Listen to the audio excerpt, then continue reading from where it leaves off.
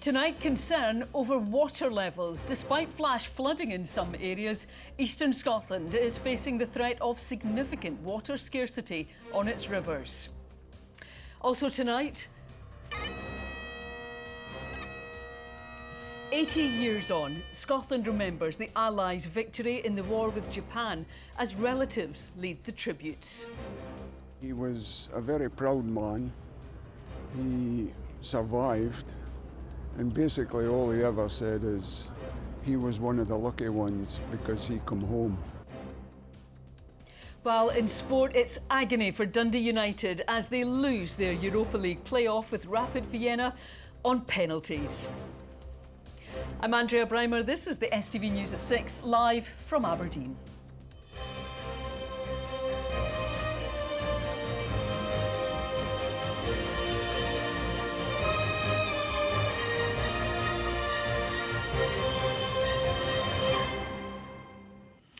Good evening. For the third time this year, eastern Scotland is facing the threat of significant water scarcity on its rivers. SEPA's weekly report shows the River Don, Esk and Tay could hit critical levels within 2 weeks. That's despite thunderstorms and flash flooding affecting parts of Tayside and Aberdeenshire. Scottish Water has ruled out the possibility of hosepipe bans as it continues to monitor its reservoirs. Saul Sivright reports.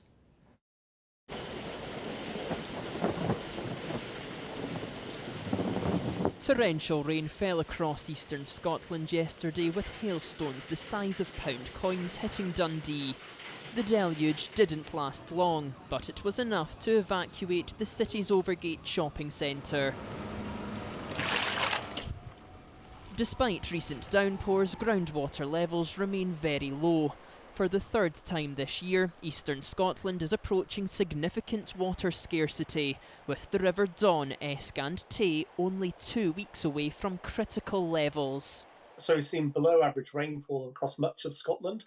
On top of that, we had very little snow, which particularly affects rivers in the Eastern Highlands and the northeast, which quite often rely on snowmelt to recharge them through the spring and summer. The east has been the second driest conditions in a century. For some catchments, we've now had more than 12 months with below average rainfall. While farmers have so far avoided water abstraction restrictions thanks to timely rainfall, the changing climate is creating challenges and uncertainty. It has huge implications to the crops. I mean, and a lot of the work we do here actually is on roots and how plants interact with the soil. And actually, in these rock-hard soil conditions, it's really difficult for a plant to get roots down and collect resources out of the soil, so things like water and nutrients and so on, so which means that has impact on their ability to yield. This reservoir supplies around 150,000 people across Tayside with fresh drinking water. Despite current levels sitting around 30% below average for this time of year, Scottish Water says there's no risk to current supplies. We do have contingency plans right across Scotland, and if we were to put them in place, things like taking water from our rivers, working with SEPA, would be potentially some of those contingencies. Is that a possibility in the coming months? At this moment in time, I don't think it is, but it's absolutely in our contingency plans should we not get the rainfall and snowmelt that we require over autumn and winter. But the message from us just now is, there's no significant risk. To encourage our customers to keep using water wisely. In recent weeks, fires that burned across moorland at Dav and Carbridge are thought to be the biggest Scotland has ever seen. A wildfire warning remains in place for eastern areas, but will extend to much of the country from Monday, just as temperatures begin to rise once again. Saul Sivright, STV News.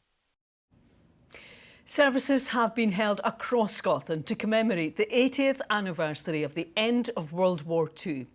The events marked the moment Japan surrendered to Allied forces in August 1945. Relatives and others observed a silent tribute in honour of the hundreds of thousands of service personnel involved in the conflict in the Far East. Ian Ramage reports. Japan has today surrendered. The last of our enemies is laid low. 1945 and the deadliest war in history had dragged on in the Far East for a further 3 months. More than 90,000 British troops were casualties in the war against Japan. Almost 30,000 died 190,000 Commonwealth troops were held as prisoners of war. An Aberdonian son of one of those captives today held back tears as he remembered his father's experience at the hands of the Japanese and how he spoke of being one of the lucky ones who finally made it home. I'm more emotional than I thought it would be, and I'm glad I came. So I'm glad to remember him as he was and what he went through, which I knew really nothing about. At the Gordon Highlanders statue in Aberdeen, serving and ex-military personnel joined relatives of those who contributed to the Allies' victory over Japan that ended 6 years of bloodshed. Another sentiment shared at today's events across Britain was how the immense multinational effort should never be forgotten. It's really important that people continue to commemorate today. The sacrifices made by not just those who were fighting, but by the families back home were enormous. And for those who fought in the Far East, the 3 months that the war continued beyond VE Day was significant for tens of thousands of families. 80 years on, this event remains poignant, albeit with a diminishing number of people with a direct connection with the events of 1945. In Inverness, a descendant of a wartime soldier who served in Burma, who himself subsequently fought in the Gulf, Bosnia and Kosovo conflicts, shared his thoughts. For everyone, it marks the final end of that awful Second World War, but also its respect for those who served in Burma, in the Far East generally, and of course in the Pacific, where we had this big British fleet right at the end of the war alongside our allies. Simultaneously, at services across the UK, lone military pipers today played a midday lament. It was the same at key locations in East Asia. It seems likely those sounds will continue to fill the air on this day each year. Ian Ramage. Pupil support assistants working with additional needs children are being asked to perform medical procedures on pupils on a daily basis while facing the ongoing threat of violence. As schools return for the new term, a trade union is demanding PSAs are given more training and higher pay in line with the responsibilities. Here's Lewis Meehy. Linda, not her real name, has been a pupil support assistant working with ASN children for 5 years. The expectations in the job have changed in that time.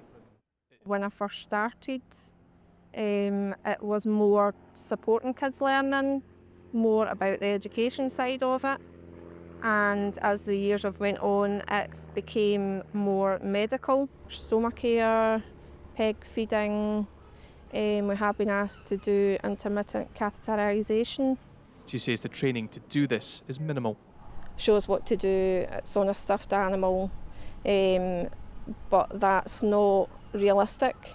Staff are being scratched, kicked, punched. We've had staff who have been off with concussion. What concerns do you have when you are being asked to perform these procedures, but you maybe don't feel like you've had that level of training you'd like to have?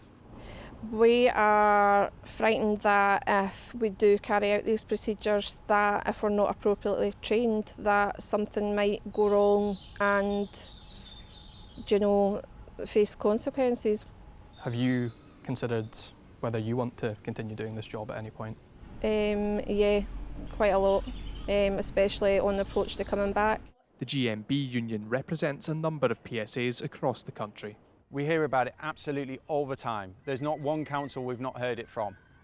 So it's not necessarily every teaching assistant, every pupil support assistant that has to do this every single day, but there's no one council that is removed from this. They need the proper training so that they feel comfortable and confident doing the procedures they're being asked to do, but also that they're getting paid properly for it. The Scottish Government says it recognises and appreciates the dedication and hard work of pupil support assistants.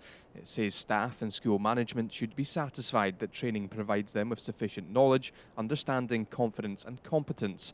A spokesperson says the government is investing an additional £29 million this year to support the ASN workforce. What would you like to see happen now then to try and address these concerns?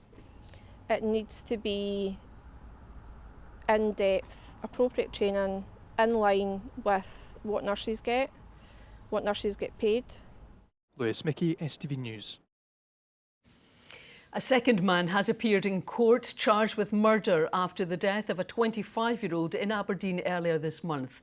Austin Ironside was found injured on Skene Street on the 3rd of August. Well, Stephen is in the newsroom now. Stephen, this is the second person in court over this.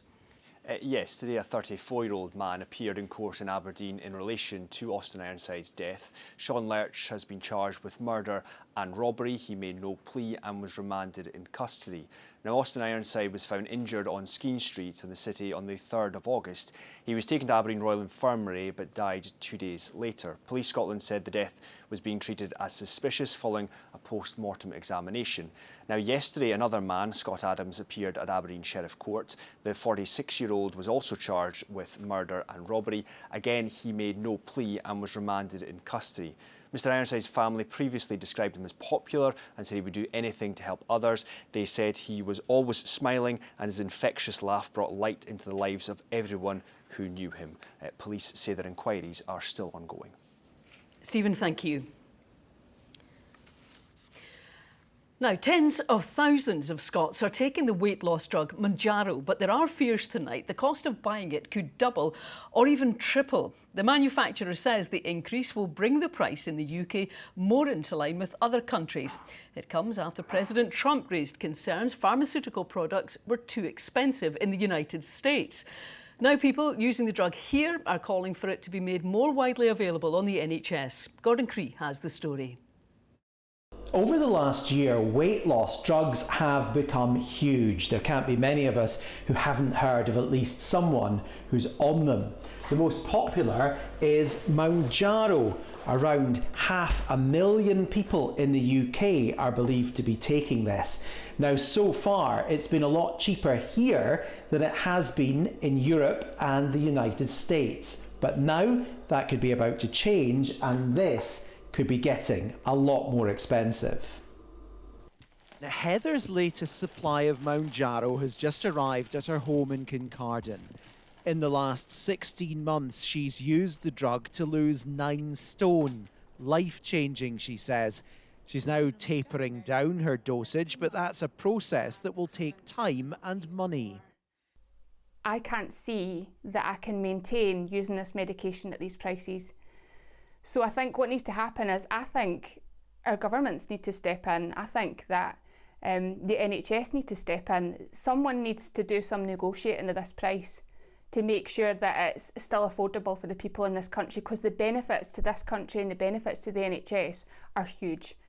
The manufacturer Eli Lilly is increasing its list price of the highest dose from £120 to more than £300. It comes months after the US president related an anecdote about a call from a, his words, seriously overweight businessman.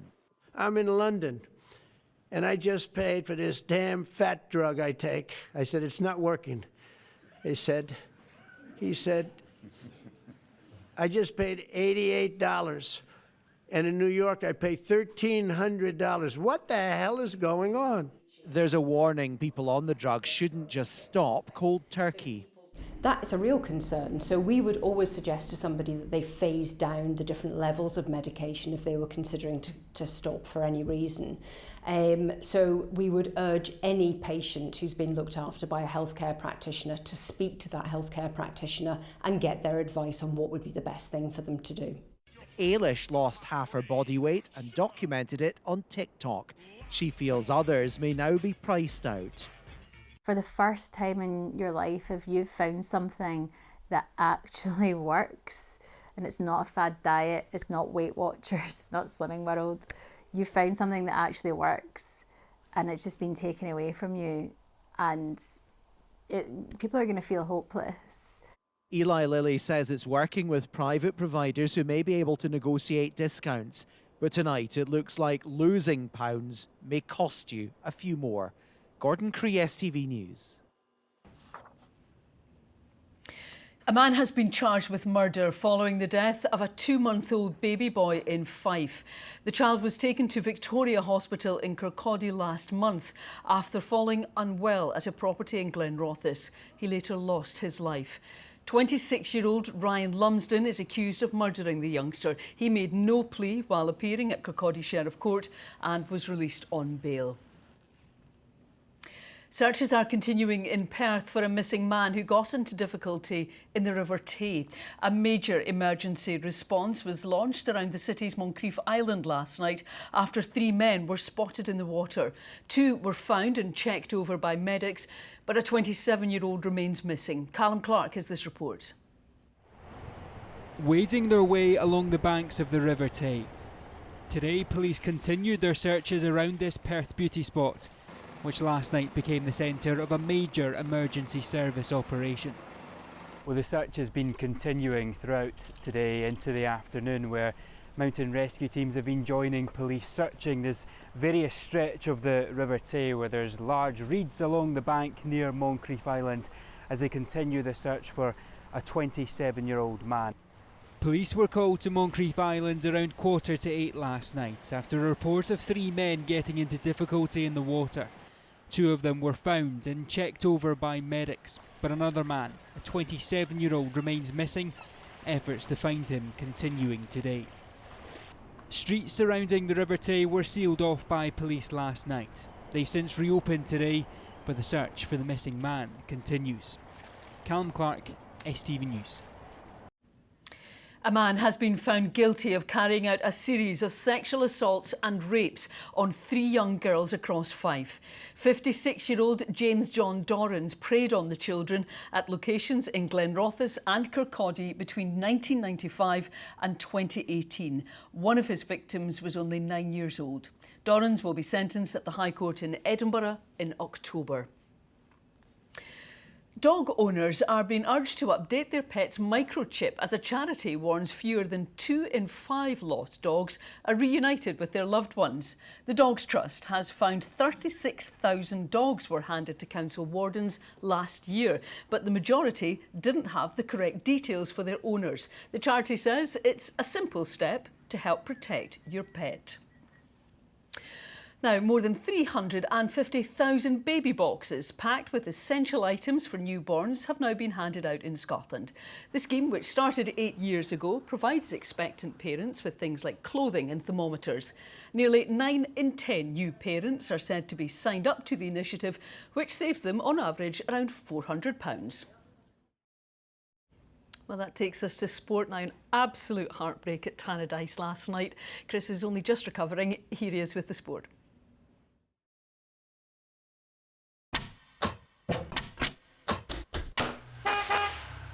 STV Sport, sponsored by the C.R. Smith Summer Sale.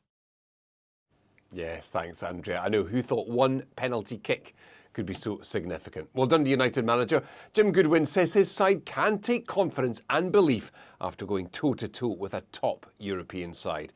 Well, it comes after the Tangerines exited the European stage at the hands of Rapid Vienna at Tannadice last night. A 2-2 draw on the evening made it 4-4 on aggregate, meaning only a penalty shootout could separate the sides. Stephanie Daly was there. After 120 minutes of football, Dundee United's European dream came down to this. A 5-4 defeat on penalties to Rapid Vienna sees the Tangerines bow out of the European stage. I think most people out there, when the draw was made, would have expected Rapid Vienna to wipe the floor with us. And I think we can take a lot of confidence and a lot of belief from the fact that we've went toe-to-toe with a really good European team. Over another time, we could have possibly won it. It was on course to becoming a night to remember at Tannadice. Max Waters headed home the opener in the 25th minute, sending the sellout support into raptures. And after Zach Sapsford was fouled in the box, Waters stepped up to deliver his and United's second before the break. But the visitors got 2 goals back in the second half, forcing the game into an extra-time stalemate before penalties forced United fans to put away their passports. It's competing in Europe, and that's something everyone is adoring and everyone dreams of as a kid. So it's very nice to be part of it, and it's something that feels very good. You see the atmosphere here and also in the away games, how it lives in every club. It's amazing to be a part of, but of course it's sad that we didn't go through and that we cannot continue our dream in the group stages even, because that was our target. So yeah, that's the sad part, but that's football sometimes, and life continues, and we have to fight to achieve it again for next season. You can see what European football means to everybody, and you can see what the teams around us are doing in terms of the investment that's been made at some of the other teams in the country at the moment, because those European places are so valuable to the club from a financial aspect, but also that's where the supporters want to be, and I think it gives the players definitely a taste for it, and they most certainly will have learned a lot from the experience, and I'm sure they'll be desperate to make sure we try and get back there again next season. And there's no rest for Goodwin's side, who travel to Kilmarnock on League Cup duty on Sunday, with United hopeful Sapsford will be fit in time. Stephanie Daly, STV Sport. Aberdeen manager Jimmy Tillene hopes the latest signing, Swedish winger Kenan Bilalovic, will add speed and directness to the Dons' attack. And he more than hinted that the squad will see some more comings and some goings this weekend ahead of the Europa League deadline on Wednesday. The moments of real positivity for Aberdeen have been pretty elusive so far this season. 2 games played, not many chances created, and not a single goal scored. Enter exciting winger Kenan Bilalovic, a £500,000 signing from Swedish Allsvenskan side Värnamo, who Dons manager Jimmy Tillene hopes will add an X-factor to the Reds' attack. Kenan is a potential player, have a long contract, and he will grow in our environment, and so we need some time, but it's a good trait for what we need in the characteristic of the player, his speed and his technique and his directness of the game. So of course he needs some time to adapt, but we have a strong belief in him for the future. The defeat to Celtic was not unexpected. The disparity in resources will most often see to that equilibrium restoration.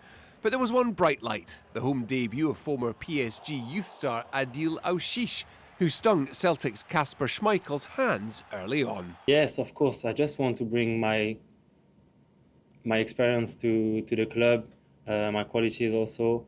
So I try to be better and better game by game, and yes, just enjoy as a young kid or something like that. So when I was young, I just want to play in this type of stadium, like with the fans, with the crowds, everything. So yes, of course. Aushish is on loan from Premiership Sunderland, but the Dons retain a reported £1.5 million option to buy.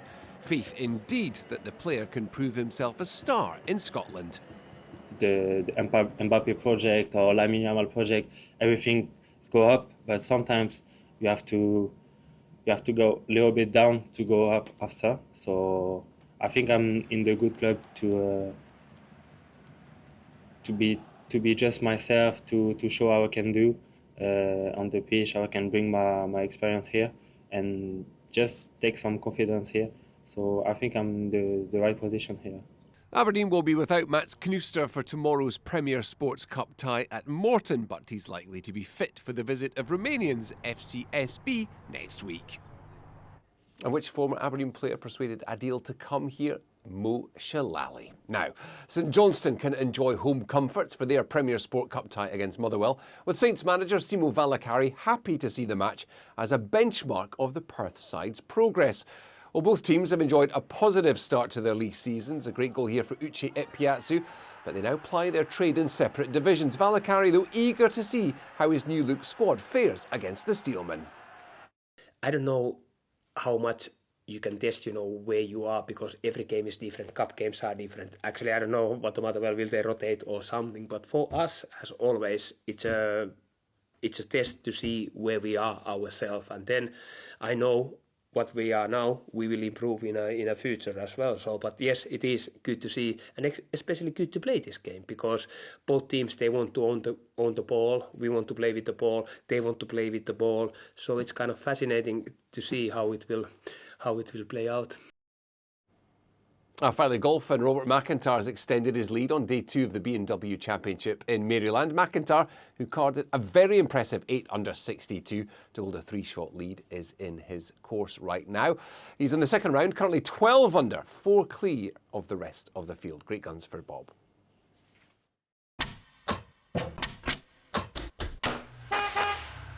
STV Sport, sponsored by the C.R. Smith Summer Sale. Well, there's been some quite dramatic weather swirling about recently. Here's Philip. Thank you, Andrea. Well, as you heard earlier in Sol's report yesterday, we did see some extreme thunderstorms, particularly across parts of Tayside, Angus and Perth and Kinross. In actual fact, yesterday we recorded 24,000 lightning strikes across the whole of Scotland, which is an exceptional amount to take place in the space of 24 hours. Thankfully, this weekend is looking a bit more settled. Let's take a closer look at what's in store. Here is the forecast.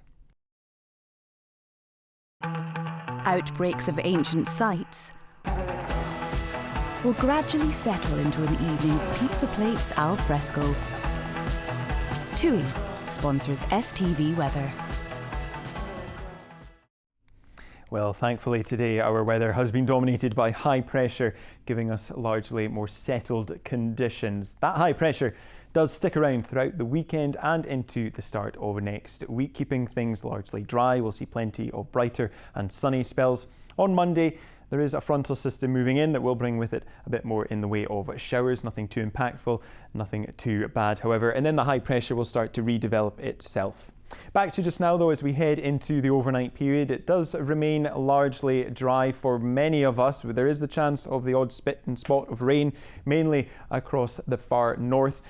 There's also a lot of low cloud mist and murk forming overnight, so temperature-wise, where we've got that cloud, lows of around 10 to 13 degrees Celsius. Looking ahead to tomorrow, it does take a while for that low cloud to start to burn off throughout the course of the morning, but by lunchtime, it does start to thin and break up, and then we'll see plenty of sunshine on offer throughout the course of the afternoon. With the sunshine, it will be feeling warmer, so those temperatures start to climb again compared to today. Highs of 22 or 23 degrees Celsius. Then looking ahead to Sunday, a lovely day to come to end the weekend. Largely sunny for the vast majority of us. Some patchy cloud around eastern coastal parts and the Northern Isles, but those temperatures will be a fraction warmer once again compared to tomorrow. Highs of 25. Bye-bye. TUI sponsors STV Weather.